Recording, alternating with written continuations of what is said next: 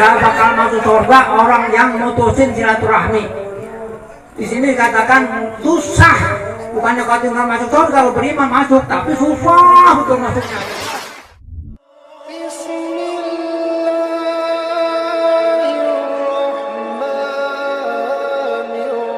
Kemudian kita dengarkan ya nasihat ya dari mantuk atau masail Ustaz Zainal Al-Habsyi untuk memberikan nasihatnya yang berhubungan dengan ukhuwah dan silaturahmi. Assalamualaikum warahmatullahi wabarakatuh. Alhamdulillah wassalatu wassalamu ala rasulillah sayyidina wa habibina Muhammad ibni Abdullah al-qa'im bihuquqillah wa baqatillah farajhallah wa rahmatul alamin wa ni'mah amma ba'd. Masyarul hudur, keturunan daripada Kumpi Haji Kurdin, anak cucu semuanya mantu, yang lebih khusus orang tua kita, guru saya, ayahanda Mukarram Kiai Haji Ari Kurdindari, dan orang tua yang lainnya. Mohon maaf saya tidak sebutkan namanya satu persatu. Terlalu besar dan terlalu kurang hajar kayaknya kalau misalnya saya diposisikan untuk memberikan mau'izah hasanah di keluarga besar ini, sebab masih banyak orang-orang tua dan juga para guru-guru yang lainnya yang pantas untuk itu. Tetapi saya berdiri di sini pertama karena mau tidak mau, siapapun kita, suka tidak suka, nama Kurdin akan melekat bagian daripada identitas kita. Mau nggak mau, suka nggak suka, seneng atau nggak seneng, itu nama Kurdin pasti ada, menjadi embel-embel bagian identitas kita. Nah, adanya silaturahim semacam ini, halal bihalal semacam ini, itu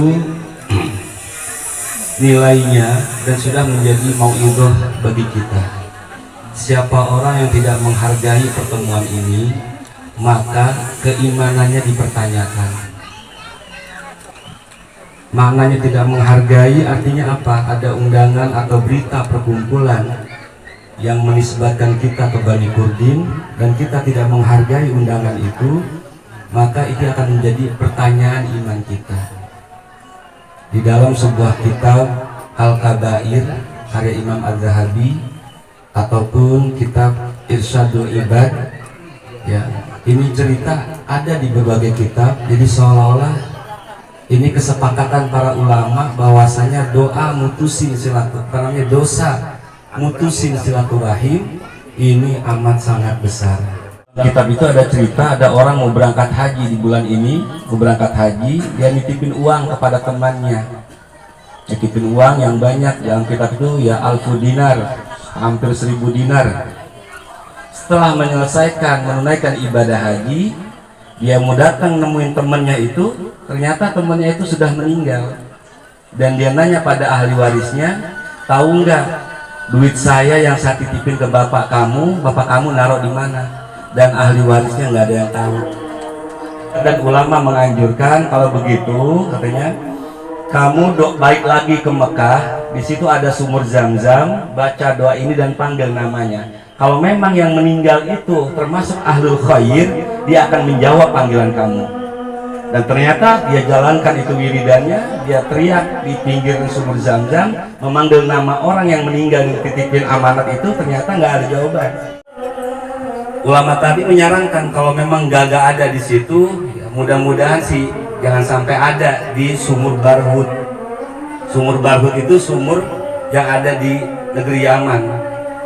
Jadi orang-orang yang tertolak amal ibadahnya, yang tidak akan dimasukkan ke dalam sorga, ruhnya itu nyangkut dulu di sumur Barhut. Dan ternyata orang itu akhirnya manggil nama fulan, ternyata ada di sumur Barhut itu. Dan nanya, duit saya taruh di mana?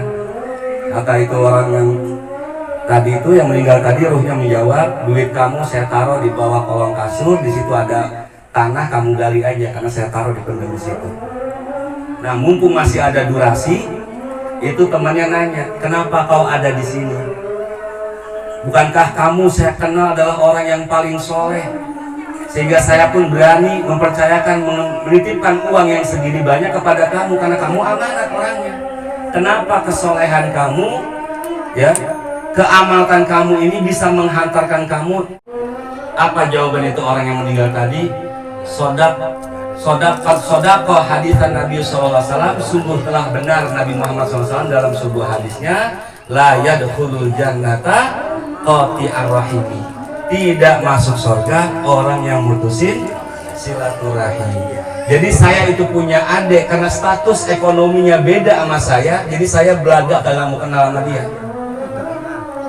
Karena dia tuh adik saya miskin atau karena ini karena itu, jadi dia menjauh, tidak mau ya mengakui dia saudaranya. Maka ketidakmengakuan ini atau tidak ada pengakuan dalam persaudaraan ini yang menyebabkan saya ada di dalam sumur barhut ini. Dan sumur barhut itu adalah pintu di mana ruh-ruh akan masuk ke dalam jahanamnya Allah Subhanahu wa taala.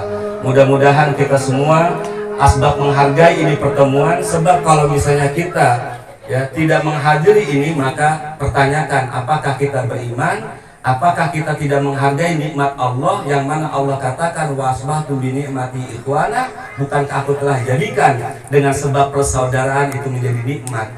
Jadi kalau kita tidak menghargai nikmat semacam ini, maka kufurlah kita dan juga kita dipertanyakan iman kita. Karena apa? Karena kita tidak sabar, yang mana kita ini dipersaudarakan oleh Allah. Kita nggak minta jadi saudara, tetapi Allah mempertemukan kita di dalam sebuah paguyuban, yaitu namanya Balikurdin.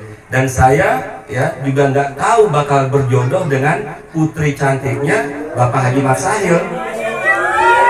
Saya jadi mantu ini di sini juga, bukan karena turunan nasab, tapi karena apa? Nasib saya dapat yang cakep. Nah itulah saya jadi mantunya ya, kalau sama mantu di sini. Itu saja dari saya. Assalamualaikum warahmatullahi wabarakatuh.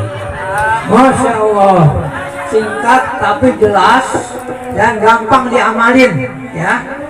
Lailul jannata qati'un, nggak bakal masuk surga orang yang mutusin silaturahmi. Di sini katakan susah, bukannya kau nggak masuk surga, kalau beriman masuk, tapi susah untuk masuknya, ya prosesnya lama. Jadi kita nyawa-nyawa orang yang amalnya jelek. Ya, alhamdulillah kita bila bersiraman rohani, mudah-mudahan kita amalin ya. Satu hal penting yang saya kasih tahu untuk memelihara satuan kita ini, kita biasanya bulan haji,